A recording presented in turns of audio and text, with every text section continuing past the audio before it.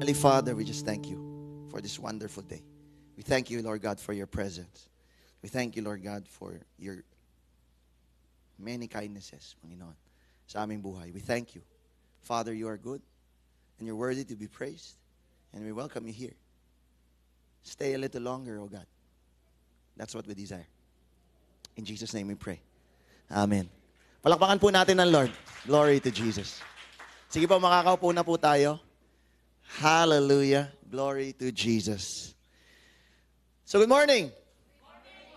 We are now in the second half of the year. Dahil July na po. Month 7 na. Over 12. Maraming salamat. It's already month 7 in 12 months. At siyang tunay, napakabilis po ng panahon. Kanya dapat yung pagpapala mo mabilis din. Sino dito puno ka ng pagpapala? Hallelujah. Tayo po ay pinupuno ng pagpapala ng Diyos dahil ang tatay po natin ay mabuti. Amen. At ngayon pong umaga na to, we will be shifting gears, from the heart of worship na napag-aralan natin. That's why I love that first song that we sang. We praise Him anywhere. Kung ano man ang panahon, ano man ang sitwasyon, we should praise Him. Sabi mo, I will praise the Lord for as long as I live. Hallelujah. Kasi pagkatapos na ng buhay natin dito, nandun na tayo sa langit, we will just worship Him every day. Kaya nung panahon ni Adan at saka ni Eva, hindi nila kailangan mag-worship service, hindi nila kailangan mag-prayer meeting because they were always in the presence of God. Hallelujah. And today, pwede rin yun sa atin. Sabi mo, Amen. Pwede yun. We can remain in the presence of God, day and night. Night and day. Sino dito yung natutulog ka, and then parang nagigising ka kasi umaawit ka sa Lord. Meron naman yung tulog ka, nagising ka na ng umaga, umaawit ka pa rin sa Lord. Day and night, nag-worship. Hallelujah. Isn't that amazing? Pwede yun. Pwede natin maranasan yung Eden lifestyle dito po sa lupa, kahit na busy po tayo. Can I hear an amen? Now, from that worship na puso na dapat mayroon tayo, nung pinag-usapan nating huli, when I was speaking, was being fit for battle. Tama? At lahat tayo ay naniniwala ko, ready na for battle. Kasi yung equipping natin, matagal ng panahon. Marami ng pastor na una sa atin. Nung wala ka pa sa jobs ko, ang dahil mo ng mga natutunan sa pastor mo. Kung sino mang nagpastor sa iyo. Ano po? So we are moving on and forward. And now, ito po yung gusto kong i-share sa inyo. Ay, syempre, the kingdom of God. Yan pa rin yung pag-aaralan natin. But I wanted to share really is the glory within. Sabihin mo, the glory within. Hallelujah. Tingnan mo yung katabi mo. May glory yan. Yung mga taong uupo dito, pag nagkaroon na to ng kaluluwa at saka katawan, may glory yan. Hallelujah. There is that glory within. At alam po ninyo, the word glory was mentioned more than 400 times sa Biblia. Spanning across the Old Testament hanggang sa New Testament.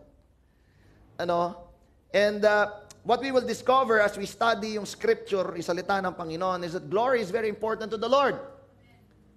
The glory is very important to God. And that is why we are embarking on this study. Imagine mo, sobrang importante yung glory sa Panginoon. Pag tayo po ay kinuha na niya, ano yung katawan natin? Exactly. The glorified body, yun ang meron tayo. Ganun ka-importante ang glory ng Lord. Kaya when we get into, pag napunta po tayo ng langit, pagkatapos po ng millennial reign ng Panginoon, when there is a new heaven and a new earth, na magro-rule po tayo, kasama ng Panginoon, kapatid, glorified body. So in the beginning there was glory, until forever there is glory. Pastor, may kinalaman ba sa kingdom yan? Of course. Kaya sa paglipat natin, samahan niyo ako sa 1,000 1 tuwa. Wow. Iba pala yun. Iba pala yun. Samahan niyo ako sa araling ito. Are you ready? Hallelujah. Thank you po, Lord. Nag-pray naman na tayo, so let's start. Many of us know already ang ibig sabihin ng glory. O ang Hebrew nito ay kabod. Sabi mo kabod. Ano? Ang ibig sabihin ng kabod ay weightiness. No? So, Pastor, paano ko ma-imagine yan? No? Yung presensya ng Diyos, hindi mabigat in a negative way. Ano? Pag sinabing weightiness, ito yung bigat ng halaga. Sabi mo halaga? Yung bigat ng value. That's what weightiness is. That's what kabod means. That's what glory means. Yung bigat. Kailangan maunawaan natin yung bigat nung kahalagahan nito. Ano? And that's what kabod means. Ano? Now, if we apply yung first mention, kagaya ng babanggit natin palagi sa isang salita, yung glory, matatagpuan natin sa Genesis chapter 1. Ano? Oh, sorry. Actually, yung pag-mention ng word na glory, actually, inisa-isa ko eh. So, paano mo ginawa, Pastor? So, syempre, nagbukas ako ng Bible, sa online, tapos, nag-word search ko. Control F o Command F. Ang sinearch ko, glory. So, nagpunta ako ng Genesis chapter 1, kasi inaasahan ko doon lalabas eh. So, sinearch ko, 0 of 0. Wala.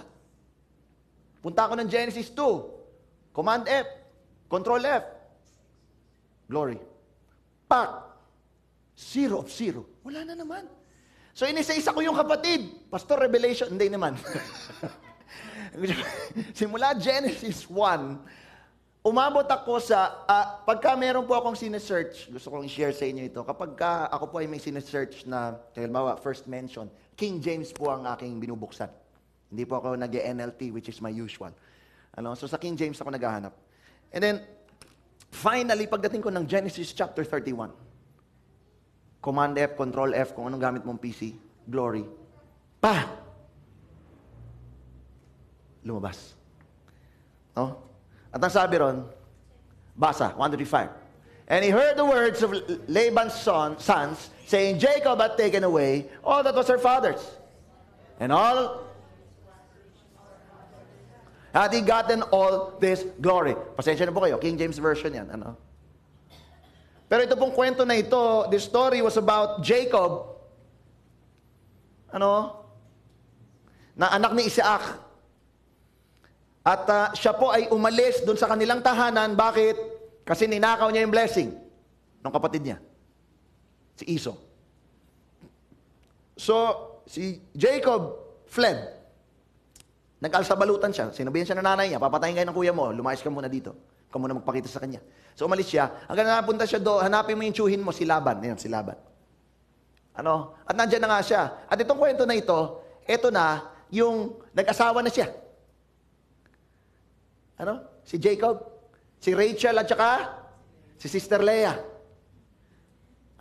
Balita ko, nakipag-usap, kinausap na naman po kayo ng Lord, Ate Leah. Hindi na sister tawag sa inyo. Hindi na Sister Leah tawag sa inyo ng Lord. Sabi ko, ano na kaya tawag ng Lord sa kanya? Mother na. Mother Leah. hindi na Sister Leah tawag sa inyo ng Lord. Praise God. Pero yun ang nangyari sa kanya. So, nag-asawa na siya doon hanggang sa yumaman itong si Jacob. He was so blessed. Kung matatandaan nyo, si Jacob yung nakipag-wrestling sa Lord. Sabi niya, Lord, bless me. Hindi kita bibitawan hanggang hindi mo ako binibless. And true enough, binless siya ng Lord. At dahil nga binless siya ng Lord, nakainisan siya ng mga anak na lalaki ni Laban. Kasi may mga kapatid si Rachel at si Leah. Yung mga anak na lalaki, sabi, Jacob has taken away lahat ng pag-aari ng tatay natin. And of that which was our father's has gotten all this glory. Kinuha yung glory ng tatay natin. Sabi dyan, you see, glory kagaya ng sinabi natin in the Hebrew word is kabod. Kung hahanapin mo yan sa Hebrew Strong's Bible, may mga numeran ay sa Strong's Bible. Sino na dito nakakita ng Strong's Bible? Ayun. May number yung kada word. At ang number niyang Hebrew word na yan na kabod ay H3519. Ano? Na ang ibig sabihin ay abundance. Sabi mo, abundance. And honor. Hallelujah. Doon sa binasa nating Genesis 31:1, na ninakaw daw ni Jacob yung glory ni Laban, is all about abundance. Yun yung glory ni Laban, yung abundance na meron siya, na nakukuha ni Jacob. Now, yung next appearance ng glory, mga kapatid, so nag-search na naman ako. 31, 32, 33, hanggang napunta ako sa Genesis 45.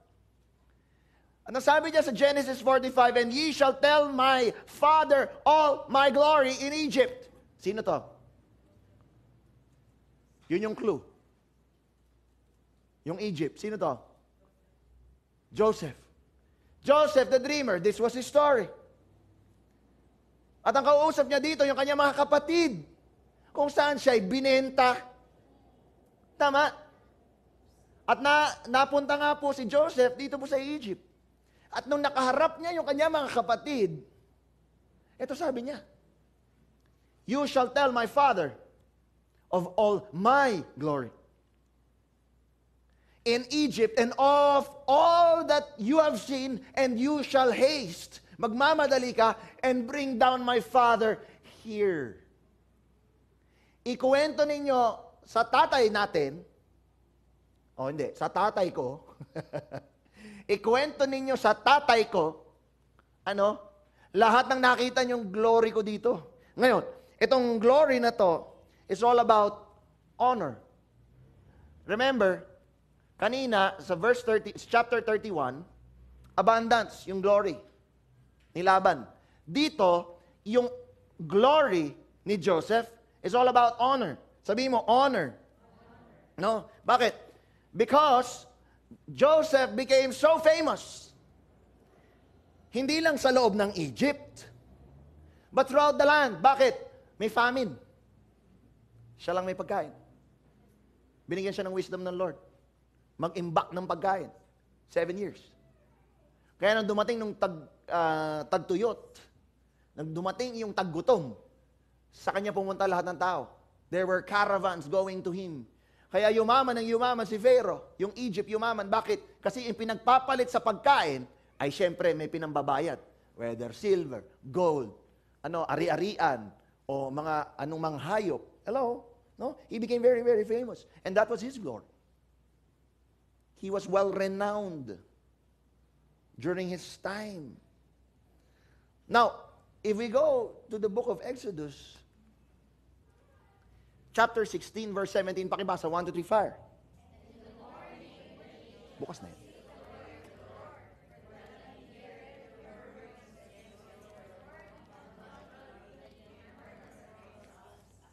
King James Version ulit.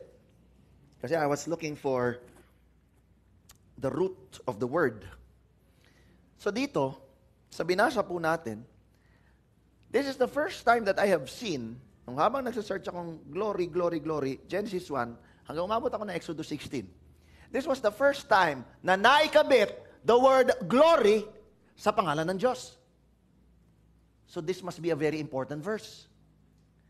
Kasi doon ko lang nahanap, yung word na glory, ikinabit sa pangalan ng Diyos. No? Now, this story is all about Israel leaving Egypt in the land of their slavery. Pagkat ang tagal po nilang sinakop ng mga Ehipto, ng mga Egyptians rather. And while they were walking in the desert, they were murmuring, sila ay nagrereklamo, sila ay mga reklamador, sila ay complain ng complain, sila yung hindi sila mapakali. Bakit? They were hungry. No? And God being Jehovah Jireh, ano ibig sabihin ng Jireh? Provider. Inawit natin yung last week. No? God being Jehovah Jireh, He was a good shepherd.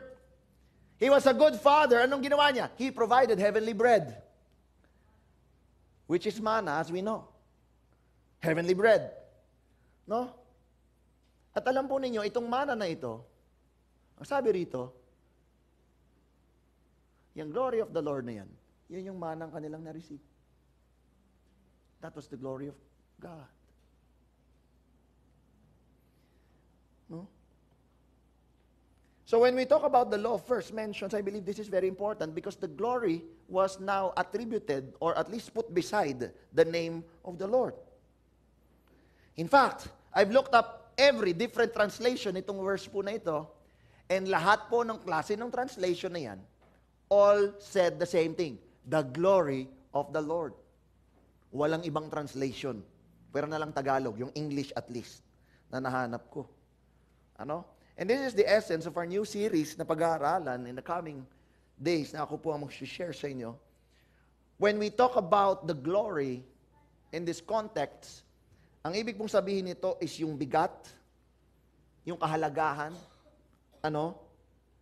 yung bigat ng kahalagahan, idugtong na natin para mas malinaw. Yung abundance, yung honor na sinabi natin kanina. Pero alam natin, glory is also light, liwanag. Our God is the Father of lights.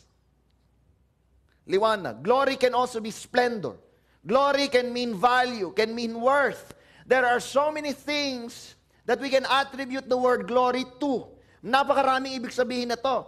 But if you will allow me to sum up kung ano man yung mariresearch mong word about glory, kung anong meaning ng glory na mariresearch mo, kay Merriam-Webster, kay Collins Webster, kung ano encyclopedia, kay Google, allow me to sum it up. Glory is this. Glory is the intangible qualities ng ating Panginoon displayed. Sabihin mo, displayed. So that you and I can perceive it. Amongst the many definitions ng glory na aking nahanap, I have come to a sort of conclusion in my own words. This is what glory is. Yung quality ng ating Panginoon, at sobrang dami nun. Abundance, splendor, honor, value, worth, weightiness. All of these words are attributes and qualities of God. And what glory means, itong lahat ng words na ito, display. Nakalagay sa stante. Yan, nawala yung stante. Displayed. Naka-display siya. Nang sa ganon, maranasan mo. Through your eyes, sight, hearing, smell, taste, feeling. That's what the glory of God is. No? At ito po yung magiging basis natin. Kaya kung aandar itong ating slide, pupunta tayo sa 2 Chronicles 7, verse 1. Allow me to read the word of God. When Solomon finished praying, fire flashed down from heaven and burned up the burnt offerings and sacrifices. He is the God of fire. And the glorious presence of the Lord filled the temple. Fire flashed down. This is God's glory.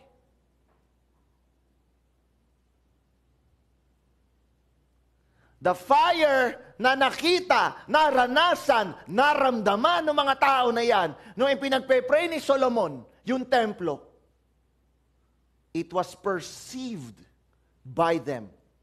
And this is the glory of God. Meron pa akong isang example sa Isaiah 6. Verse 3 to 4, they were calling out to each other, yung mga anghel, Holy, holy, holy is the Lord of heaven's armies. The whole earth is filled with His glory. Their voices shook the temple to its foundations, and the entire building was filled with smoke. Ito pong smoke na ito, itong usok na ito, representation of God's glory. I remember when I was younger, doon po ako sa Maine pa nag-church. Isa pa lang ang jugs ko noon sa Maine. I remember, matindi po yung mga worship experience ko doon. Obviously, doon ko naranasan yon. I was praying at one point, na gusto ko, sabi ko, Lord, pag nagpe-pray, gusto ko makakita ng usok sa church. O pag nag-worship. Pag nag-worship ako sa kwarto ko, Lord, gusto ko magkaroon ng usok dito. Wow! Nangyari ba yung pastor? Isang beses sa church. Parang cloudy yung mata ko. Alam mo yun? Cloudy. But I experienced this. This is God's glory. Di nasusunog yung church. Kapatid, di masusunog yung church kasi ito pong ating Hay! Hindi, peke po yan. LED po yan. Hindi po tayo masusunog dito. Hello? But the temple was filled with smoke. So God's glory is being displayed. His invisible qualities or attributes sa creation ay being displayed. Now, if we go back, dito lang, babalik tayo ng 2 verses up. In the year that King Uzziah died, I saw the Lord high and exalted, seated on a throne, and the train of his robe filled the temple. Hallelujah.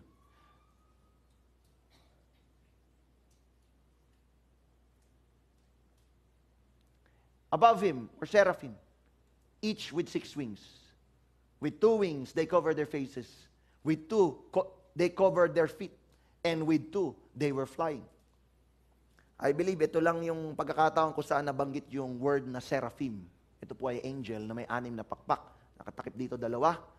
May natakip sa paa na 2 pakpak. At merong 2 lumilipad. Yun yung seraphim. That's how they look like. Sabi ni Isaiah. At kagaya ng binasa natin kanina, they were calling to one another, Holy, holy, holy is the Lord of heaven's armies, of Almighty. The whole earth is full of His glory. Sabi ng verse na yan, the whole earth ay puno ng glory ng Lord. Sabi mo, the whole earth. I just want you to pause and let this sink. What this means. When we say the whole earth is full of His glory. Kasi ang ibig pong sabihin nito, anything. Sabihin mo, anything. Everything. That our eyes, ears, nose, mouth, or tongue, and feeling. Or skin. The whole of creation bears the glory of God. Ang sabi natin ng glory, yung invisible, yung qualities ng Panginoon. The intangible, yung hindi nahahawakang qualities ng Lord. It's on display sa buong creation. Hallelujah. I want that to sink in kasi napakahalaga po niyan. Magbabago po ang perspective natin sa buhay pag ganun tayo tumingin. Madalas nakatingin tayo sa panlabas na anyo. Sino mo yung katabi mo? Minsan maganda suot niyan. Minsan, mas maganda ang suot niyan. Minsan maayos buhok niyan. Minsan, mas maayos ang buhok niyan. Walang pangit. Hello? Kailangan mabago eh. May mababago eh. When we understand that the whole of creation, everything in it is filled with God's glory, we will see the earth differently. We will see people differently. We will see situations differently. And that's why may kinalaman to sa kingdom of God. Kasi yung dating tayo, yung lumang tayo, yung pananaw natin sa buhay, dapat iba nung nakilala natin ng Diyos. Kailangan mabago. Does that make sense? That is living in the kingdom. No? Kaya sabi ng Lord during His creation, lahat ng ginawa niya, He created light, it is good. He created the heavens, it is good. He created the sky, it is good. He created land, it is good. Hello? Everything was good. Why? Because the earth is full of His glory. Hello? Now, a few things na gusto ko po i-share sa inyo. Number 1. Pakibasa, 1, 2, 3, 5.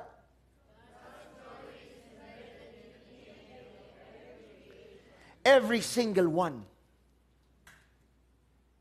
Yung glory ng Lord ay embedded. Pag sinabing DNA, yun yung core. Kung baga sa isang molecule, yun yung atom level. Yung atomic level, the DNA. That makes you who you are. No? Yan yung nilagay sa atin ng Lord. At yung sinasabi nating DNA na yan, nandoon yung glory ng Lord. Hallelujah. You see, our God is an awesome God. At ang Panginoon po natin, marami siyang facet. Sabi mo, facet. Gripo, pastor, faucet yun. Okay? Facet. Sabi mo, facet. Yung facet, may iba-iba siyang muka, may iba-ibang perspective, may iba-iba siyang angle, may iba-ibang siyang role. Ano ibig sabihin? Pwede siyang Father, pwede siyang Son, pwede siyang Holy Spirit, pwede siyang friend, pwede siyang Redeemer, pwede siyang Restorer, pwede siyang Healer, pwede siyang Provider. You get me? Iba-iba eh. Iba-iba yung Lord eh. Why? That's all His glory. It's all about the glory of God. Ano? In the entirety of creation, you will see different facets of our God. Listen, kaya pala may mga halaman na nakapagpapagaling. Tama? Sino dito nakatry ka na ng herbal medicine? Marami. Tama? Bakit nakakapagpagaling yung halaman?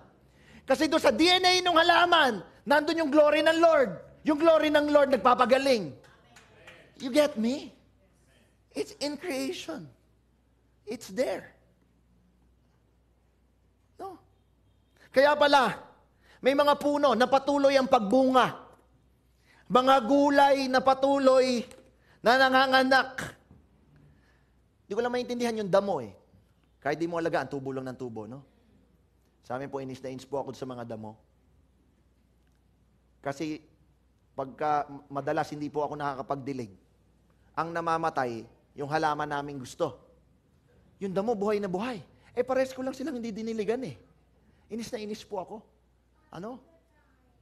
Kailangan ko mahanap yung glory ng damo na inilagay sa kanya ng Lord.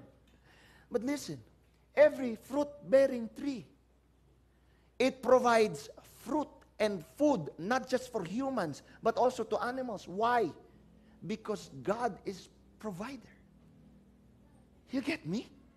Kanya pala sila nagbubunga. Hindi lang sila maganda. Pero nagbubunga sila. Bakit? It is the attribute of God to be a provider. He is Jehovah Jireh. Tama? Parang simple, di ba? Pero kung gusto ko isipin mo, ang dahilan ng mga bagay-bagay ay makita natin ang ating Diyos. Kaya pala may mga aso, nagbabantay sa bahay. Pag-aalis po kami ng bahay, pagka Sabado, Linggo, sasabihin ni John kay Yogi, sabihin niya, Yogi, church day today. Pag sinabing church day, you will guard the house. Yan ang kanya lagi sinasabi. So pag-aalis din kami, basta church-related, church day today, you will guard the house. Hello, kinakausap namin aso. Hallelujah. Yung mga aso nagbabantay, meron ako napanood ng video, isang bata naglalakad doon sa kanilang lona. Biglang may rumaragas ang aso. Sasakmalin yung bata. Lumabas yung aso ng bata at inaway yung aso na paparalapit sa kanya. The dog saved the child. Ano, at lumabas na yung nanay, pati yung kapitbahay, hinabol na yung aso niya. Ano? But the dog does not protect because he is your best friend. Or you are his best friend. The dog protects because God is our protector. And that DNA in the dog, when we see it, we think the dog protects us. But it is God. Does that make sense? Kasi doon sa DNA ng aso, nandun yung glory ng Lord. Yung attribute ng isang tatay na gustong protektahan ng kanyang anak. God is our protector. Are you getting me? Kaya pala ang haring araw, nagbibigay ng liwanag. Bakit? Because God is light. You get me? Ang buwan nagbibigay ng liwanag because God is light. Ang bituin nagbibigay ng liwanag because God is light. The DNA of every single piece of creation, nandun ng Lord. Dinidisplay ng Lord para makita mo.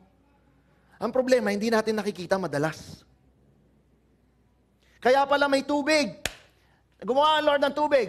Bakit? Sabi nung kanina kay Maslow, yung needs natin, number 1 is water. Kaya lang sabi ni Sister Cherry, huwag na tayo sa mas low. Kailangan mas high ang tingin natin. So let's elevate yung perspective natin. I want you to see this. Kaya meron tubig. Tubig gives life. Sabi ni Jesus, I am the way, the truth, and the... Exactly. That's why there is water. I want you to see things in a different light. As you discover this, habang nakikinig ka, gustong sabihin mo, wow, oo nga no. Kanya pala. No? Kaya pala, although there is nag-iisang earth sa mundo, in all of creation, kung saan tayo nakatira. Pero alam po ba ninyo, there are billions of galaxies around us. Pag tiningnan mo yung mundo sa isang picture, tapos ang liit-liit natin. At itong mundo na to may mas malawak pang mundo. No? Na may mga maraming tao gusto na ma-explore yung outer space, kaya merong NASA. Excuse me. Ano? Na-explore. Ano? Nadidiscover nila yung glory ng Lord. Ang tawag nila doon, science. But it is God's glory. Yung mga sumasabog na asteroid, meteorites, gases forming, na sumasabog, nabubuo, sumasabog, nabubuo. All of these things. Glory ng Lord. Hello? There are billions of galaxies. Why? Because God is infinite. He's the Alpha, He's the Omega. May forever sa Lord. Isn't it amazing? Hello? Our God truly is a God of wonders. Hallelujah. In every creation, kapatid, every created being, ang ating Diyos na invisible, hindi natin siya nakikita dahil siya ay spirit. Pero yung nature niya, yung quality niya, His glory is embedded in the very core of each and every creation, created being. And you will find it on display for our physical eyes to see. For our whole being to experience the God who created the universe. Again, I want us to pause here. I want you to realize, whenever you go out, whenever you wake up in the morning, when you see na gloomy yung langit, lahat tayo nalulungkot. O baka yung iba natutuwa. Pag nakakita ka ng malinis na sky, o para mga bulak na ulap, hello, we must learn and understand na glory yun ng Lord being displayed para makita mo at maranasan mo. Can I hear an amen? Now, because there is an embedded glory in each creation, number 2, God expects creation to display its own glory. Okay? Nung ginawa ng Lord ang kahit ano, nilagyan ng Lord ng glory yun. Ang expectation ng Lord, yung nilagay na glory doon, ma-display. That's what God wants. And I hope you're listening, stay focused, because this will change your perspective in life. As you see things, as you see people, as you see situations, you will see, pag inabsorb mo ito, you will see a different light. Sabi ni David, the heavens proclaim the glory of God, the skies displays craftsmanship, day after day they continue to speak, night after night they make Him known. They speak without a sound or word. Their voice is never heard. Yet their message has gone throughout the earth, and their words to all the world. Namnamin mo. David was referring to creation na hindi nagsasalita.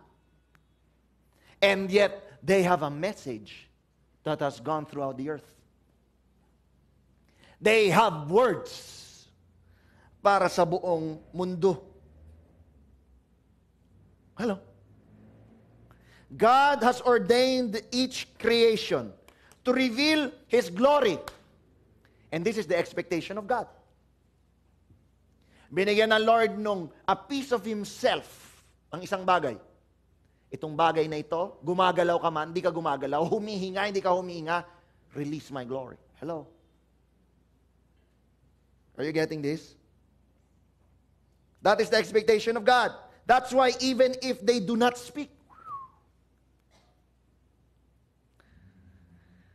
the glory of God, the grandeur nature of God must be put on display. Sabi mo, display. Tingnan mo itong mga photos na to. Do you know what this is? Aurora, Northern Lights.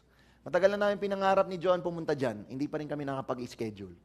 So in Jesus' name, Lord, kalooban po ninyo. Makapunta po kami dyan. Kasi po yung mga pumupunta dyan, halimbawa sa Iceland, Iceland, hindi po yan palagi. Because this is a phenomena. Wala siyang oras na, lumalabas yan dyan. Or halimbawa, pag ganitong petsa, magkakaroon ng lunar eclipse. Hindi siya ganun eh. It's a phenom. It's a phenomena. So, yung ionosphere, tindi, may ionosphere. Yung ionosphere at yung Earth's atmosphere ay nagko-collide, nagkakaroon ng mga gases. Nagpo-produce sila ng ganitong klaseng ilaw. At iba-iba po yung ilaw niya, may green, may purple, whatever. Hindi po yan pride colors, parang awan niya na. God colors yan. And that's called the aurora. This is called the northern lights. God's glory being displayed. Right there.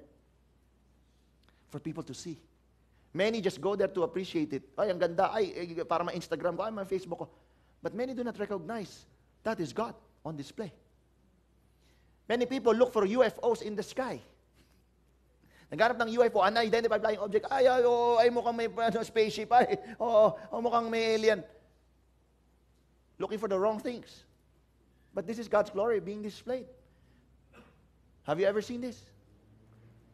This is called the Grand Canyon in Arizona, Phoenix. I have had the pleasure of seeing it for myself. Hindi nagsasalita yung bundok. But I was awed. Sabi ko, wow, Lord, God of wonders beyond our galaxies. You are holy, holy, holy. Bundok, mga bato, rock formations. Na nasira na ng ulan over time, pero nasira ba talaga ng ulan? O kamay ng Diyos?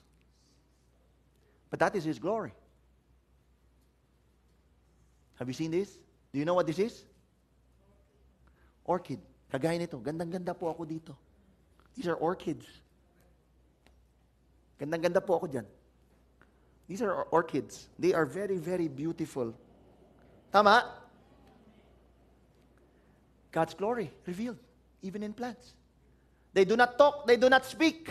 They have no words, but they have a message. Ang tanong, did you get the message? Pag nakalagay, do not pick flowers, kinukuha mo pa. But this is God's glory being displayed. Pwede mo maamoy, pwede mo makita, pwede mo mahawakan. Wow, hallelujah. Mamaya, pwede mo amoyin, pwede mo hawakan. Huwag mo lang pitasin. Orchids. Have you ever seen this? Wow. Wow. Ito ang aming yogi boy. Have you ever seen this? Such a beautiful dog. Guwapo, yes! Yun yung hinahanap kong word. Guwapo. He does not talk. He does not speak. Hindi rin siya namamansin. Pag tinatawag namin, ayaw niya lumapit, ayaw kanya tingnan, yung tenga niya gano'n lang. Bahala ka sa buhay mo. Pero nalang pagsasabihin mo sa kanyang, you wanna go out? O gano'n yun, no? You wanna go out? You wanna go out? Ibig sabihin, lalabas siya, tuwan-tuwa siya. God's glory. A beautiful animal. I'm sure mas magarami magagandang aso sa inyo. But this is God's glory displayed. Hello. I hope you're getting this. And I want you to continue to imagine this with me. I want everybody to close their eyes. Mag-imagine ka ng mga kabayo. Itim na kabayo, puting kabayo, brown na kabayo. Kung anong klase? Tumatakbo. Tugudug, tugudug, tugudug, tugudug, tugudug. Wow.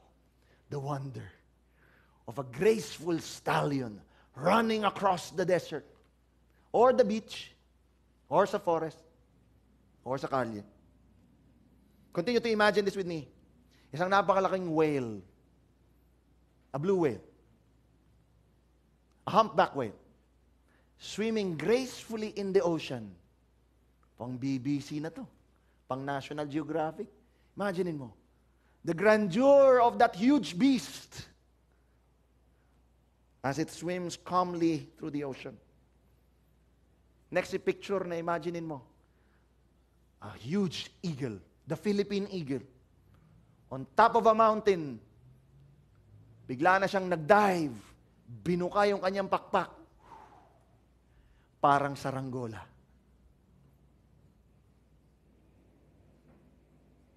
Imagine mo to. Mga cute na maya. Kulay brown, may blue, may red, may white. Dahil sa antipolo mo tiningnan, pinipinturahan nila yung mga maya. Umaawit sa umaga. Everybody, look at me. Huwag ka matulog. Huwag ka natulog na iba. Gisingin mo yung katabi mo. Yan. Do you see it? Did you see it? Did you imagine it? God's glory displayed. They are so beautiful. They are so magnificent. And when they are in their element, that's when you see their glory. Yung kanilang glory, yung glory ng Lord na nailagay sa kanila, yun yung kanilang idinidisplay. At yun yung nakikita natin. At yun nga po yung dapat na makita natin. These are each animal's glory and they are supposed to do what they are supposed to do. And when they do what they're supposed to do, their beauty comes out. Their glory comes out. Hello? That's the glory of God. Now, ngayon, wag mong imaginein. Tingnan mo yung katabi mo. Kanina masaya ka nung nag-i-imagine ka, nung tinignan mo yung katabi mo, nawala yung ngiti ah. Bakit ganun? Hello? Kapatid, kung yung katabi mo, kung ikaw, you are in your element of glory, God will be revealed. God will be revealed. At alam mo, when you reveal the glory na nilagay sa'yo ng Lord, effortless yan sa'yo. You understand? Hindi ka masyadong i-struggle, hindi ka masyadong mahihirapan. Maraming tao, Pastor, wala po akong talent, wala po akong skill, wala po akong alam. Pero may mga bagay na ginagawa ka na effortless sa'yo. Yun. Hello? No? Kaya mayroong mga magaling maghalaman sa inyo. Kaya kahit cactus sa amin, namamatay eh. Kasi hindi kami magaling mag-alaga eh. Effort yun sa amin. Kaya natutuwa ako, pag yung mga halaman dito, buhay. Ayan o. Kasi may mga magaling maghalaman sa inyo eh. Huwag niyo po padala to sa amin. Kasi susunod na makita niyo yan, paso na lang. Nasaan na yan? Ewan ko, nalagas. Hello? No? Kaya meron iba sa inyo, magaling magluto, effortless. Nung mag-offsite fellowship tayo, sabi, magluluto. Sabi ko, naku, paano yan? Sino pa ang bibili? Sino pa ang magluluto? May mga nagsasabi sa akin, naku, madali lang yan, pastor. Paano po yung hugas? Madali na yon, pastor. Effortless. Hello? Effortless. May mga magaling magplano sa inyo. Merong mga magaling tumayo para maging leader sa inyo. Effortless. Why? Because God embedded His glory. Lahat ng sinabi kong yun na attribute, glory ni Lord. Lahat yun meron siya. Nilagay niya sa'yo. At kaya tayo iba-iba ng glory. Iba-iba tayo ng galing. Iba-iba tayo ng talento. May iba-iba tayong bagay na kaya natin gawin effortlessly. Tama? Because naglagay ng glory embedded in your DNA at ang trabaho natin to display that glory. Are you getting this? Hallelujah. Kaya dapat, anuman ang sitwasyon na kinakaharap natin, we must always look at the good. Sabi mo, the good. Madalas kasi, the bad and the ugly lang ang nakikita natin. Hindi natin makita yung maganda. Parang lahat na lang ng mahirap, yun yung nakita mo. Lahat na lang ng imposible, yun yung nabanggit mo. Lahat na lang ng hindi pwede. Hello? Are you getting me? No? When God created the heavens and the earth, what He found was the good in it. Imagine, si Satan, si Lucifer, naging satanas siya, napunta siya ng Eden, tama? Doon sila nagkakilala ni Eva, tsaka ni Adan, tama? But God only saw the good. God saw the good. Maraming tao hindi makaalis sa nakaraan. Lingon na lingon sa nakaraan. Kasi hindi makita yung maganda ngayon. Kapatid, pahirap ng pahirap ang mundo, pahirap ng pahirap ang buhay. Pero ang sarap po mabuhay ngayon. Can I hear an amen? Now is the best time to live our lives to the fullest. Hello. What God found in His creation was everything good in it. And that's what we should see today. We should change our perspectives. Now, as is the case, we move on to the third point na gusto kong i-share sa iyo. Pakibasa, 1, 2, 3, fire. Alright, so the first point is, merong glory ang Lord, ibinaon niya sa DNA ng bawat creation, kasama tayo doon. Ngayon, yung number 2, expectation ng Lord na bawat creation, ilalabas yung glory. Tama? Now, the third point, ito yung pinakamahalaga. Ikaw. Sabi mo, ikaw. Sabi mo, ako. Ang mission natin, ma-reveal yung glory ng Panginoon within. This is the glory within. Kaya kung hindi ka mahiling magsuklay ka naman paminsan-minsan. Pakintabin mo na lang. Hello? Because our mission, sabi mo, my mission is to reveal the glory of my God. Yan ang mission mo. Tandaan mo yan. Huwag mong tanggalin, huwag mong kalimutan. Kapatid, kahit anong estado mo sa buhay, pare-parehas tayo ng misyon. Maipamalas. Ayaw niya na malas, maipaswerte. Kapatid, wala pong malas, wala pong swerte. Ano? Lahat po ay pagpapala ng Diyos. Ano? Sabi ni Tata Errol, maibahagi, mailabas yung kalwalhatian ng Diyos na mayroon tayo, alam mo yan. No? Thank you po, Lord. Again, we go back to Genesis 1:28. Ilang beses na natin itong nagamit sa maraming preaching. At maraming mga preachers gumamit na nito. Then God blessed them and said, be fruitful and multiply. Fill the earth and govern it. Reign over the fish in the sea, the birds in the sky, and all the animals that scurry along the ground. Hallelujah. Whenever we read this verse, whenever we remember this verse, ang lagi natin naalala, be fruitful and multiply. Tama? Lagi. No? Ba't alam po ninyo? Ito pong being fruitful and multiplication, hindi po lang yan sa tao binigay. If you will remember your Bible, this is not the first time you've seen this. That God blessed them and said, be fruitful and multiply. If we go back a few verses, then God said, let the waters swarm, sa 2022, with the fish and other life, let the skies be filled with birds of every kind. Yun daw pong tubig, magkaroon ng maraming tubig at iba pang buhay. So pwedeng may mga halaman, mga planktons, mga kung ano-ano. Ayun ang sinabi ng Lord. Let the skies, yung kalangitan, magkaroon, mapuno ng iba-ibang mga ibon. Kanya may maya, may agila, may mga parot, may mga kung ano-ano. Hello? Ano? Kasi yun yung utos ng Diyos. Now, in 21, so God created great sea creatures. Wow! Yung mga sea creatures, mga nanonood ng National Geographic sa inyo, mga nanonood ng mga nature na mga palabas. Grabe, yan yun. The great sea creatures, every living thing that scurries and swarms in the water, and every sort of bird, each producing offspring of the same kind.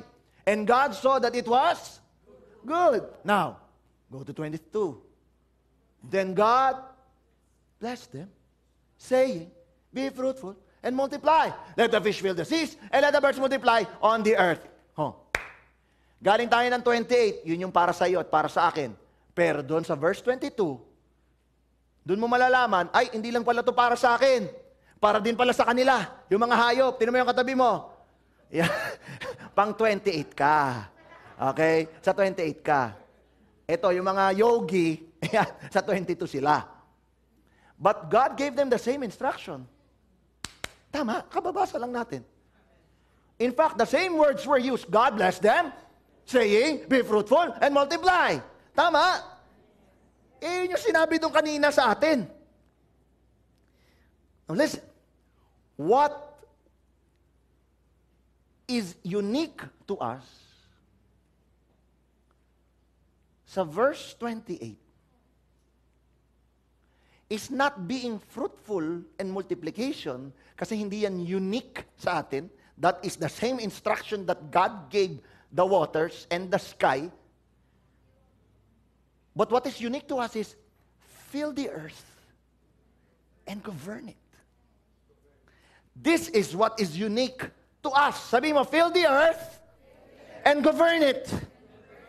Sa ibang translation, pag sinilip mo ang iyong Biblia ngayon, o mamaya, pag sinabing fill the earth, ang ibig pong sabihin yan ay hindi ibig sabihin. Ibang translation, replenish the earth.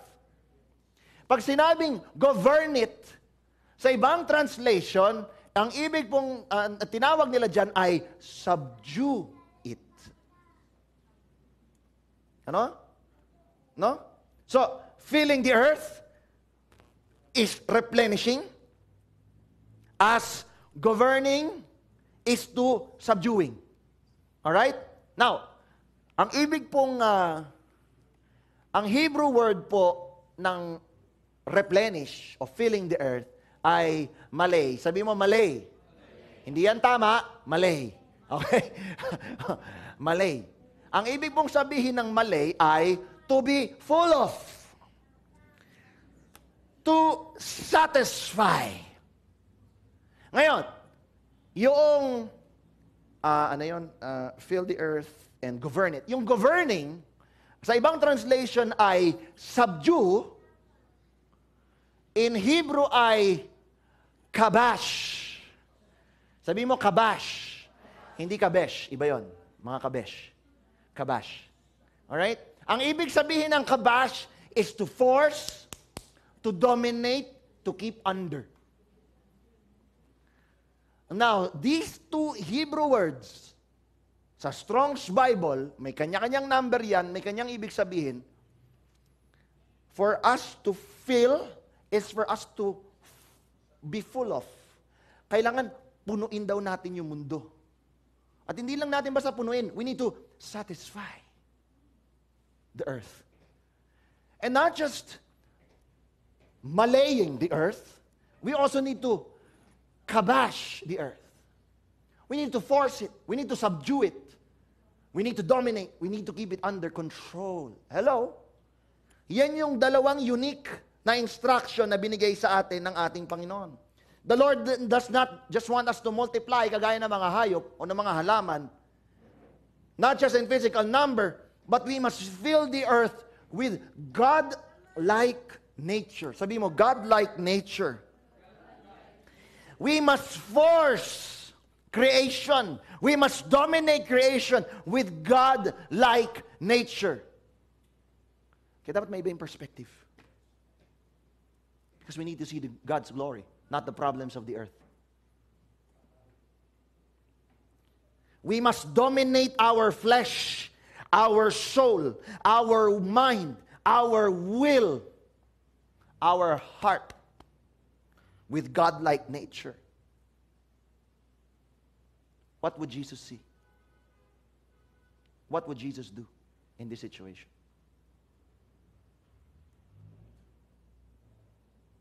Kapatid, when we do that, this will satisfy creation. Kapag hindi mo nilalabas yung glory mo na nilagay sa'yo ng Lord, yung glory niyang nilagay sa'yo, na kanya-kanya tayo, pag hindi mo nilabas, the earth is not satisfied. We are not doing the mandate that we were called to do. To fill, to replenish, to malay. Pag di natin ginagawa yun, how can we govern? Sabi sa Romans 8, sabi ni Pablo, pakibasa 1, 2, 3, fire.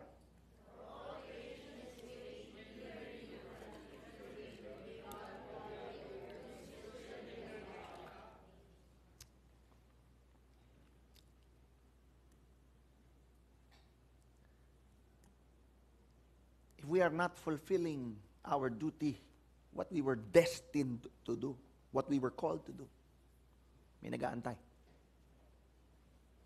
Hindi lang isa, dalawa nag-aantay. Lahat nag-aantay.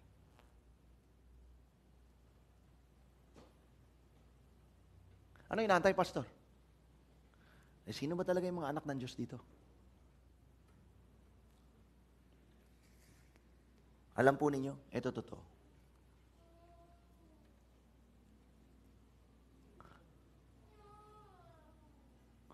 Napakadali pong sabihin. Ay, born again ako. Ay, Christian ako. Ay, Christian ka din? Ay, ako din. Napakadali sabihin.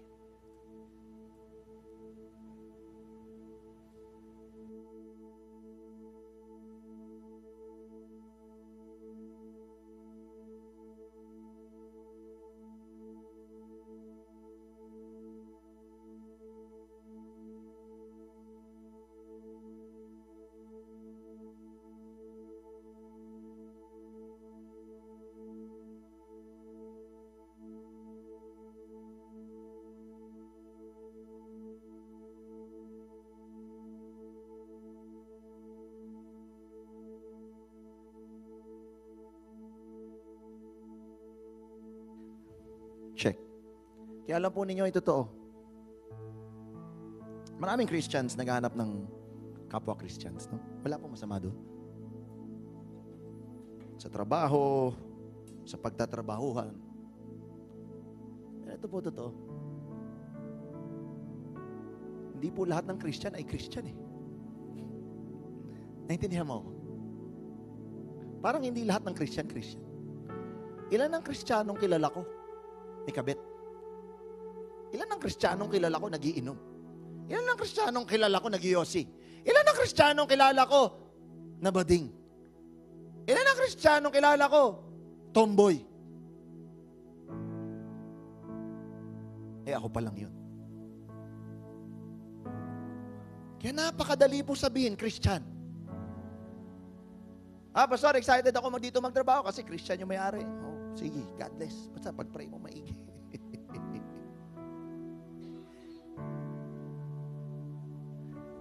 Kasi the earth, the whole of creation is waiting. Eagerly. Sino inahantay niya? Who is children? Really? Sino ba talaga ang Christian? Sino ba talaga yung born again? Sino ba talaga?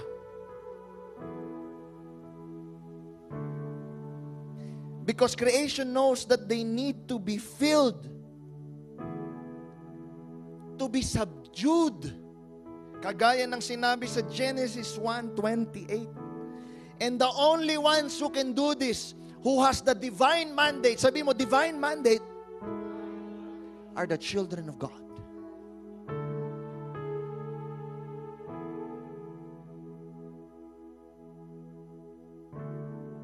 Are the real children of God. Sabi ni Jesus, sinong nanay ko? Sinong mga kapatid ko? Siya rin sumagot sa tanong niya. Ang sagot niya sa tanong niya, those who obey my commands. Yun yung kapatid niya. Yun yung nanay niya. Yun yung tunay na anak ng Diyos. Does that make sense? God has given man a mission to reveal His glory, His nature, His attributes on earth as it is in heaven.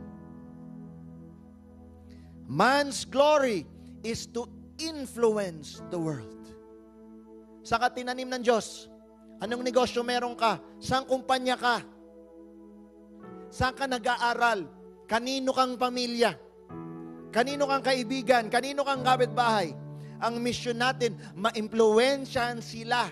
Hindi sa kung anong bisyo, kung hindi ma-impluwensyahan natin sila na sumunod din sa Lord. Nang sa ganun, sila din ay kapatid ni Jesus, tunay na anak. Does that make sense? Ayoko lumabas ka dito na may konsepto ka na, ay mas magaling ako sa kanila kasi tunay akong Christian. That is not the point. The point is, we must influence the world kung papaano dapat maging anak na tunay. Kagaya ng sinabi ko, hindi ko na lang nailagay yung verse. Sino daw yung kapatid ni Jesus? Yung sumusunod. Man's glory is to manage creation. Not just to fill it, but to manage it, to govern it, to subdue it. Kabash. Man was intrinsically built to reveal the glory of God. And among the rest of creation, we are the only ones na may ganitong mandate. We are the only ones who bear the image and likeness of our God. Ito po tanong ko ngayon. Dito ko muna tatapusin yung ating pag-aaral. At gusto ko po tanungin kayo, kasi tinitingnan ko kayo, kayo po ay mga anak na ng Diyos.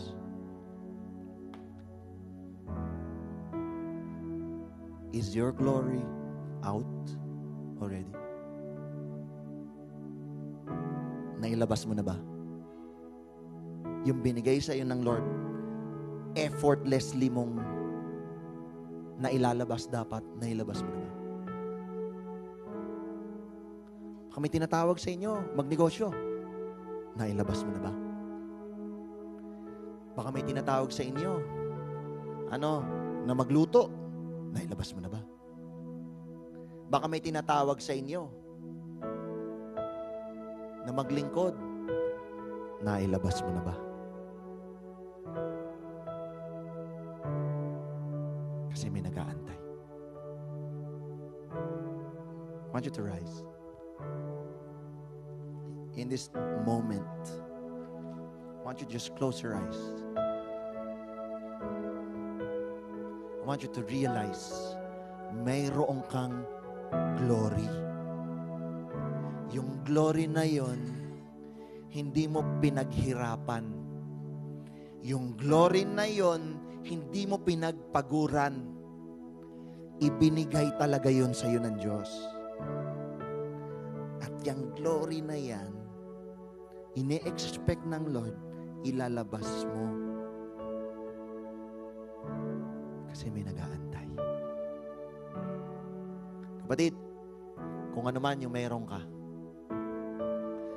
sa mga hindi pa rin alam kung ano yung meron ka, ano yung bagay that you can do effortlessly, doon ka kumuha ng clue. Doon ka kumuha ng clue.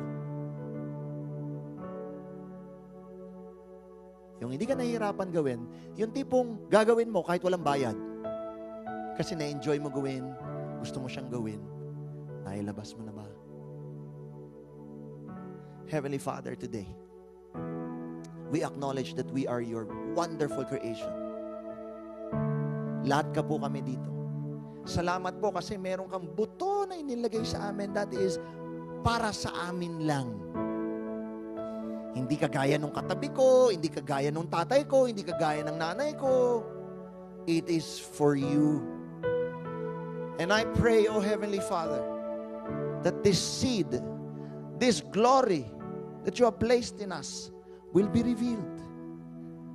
It will be made known, not for our own glory, but for yours. Kagaya ng pagtingin namin sa mga ulap, kagaya ng pagtingin namin sa mga gandang mga halaman, sa mga gandang mga bulaklak, sa napakatitinding mga klase ng hayop, may we see ourselves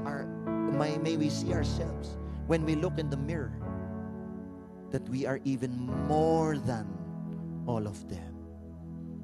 For it is only in us that you gave this mandate to fill the earth, to subdue it. I pray that the glory that is within will be exposed, will be released in this time.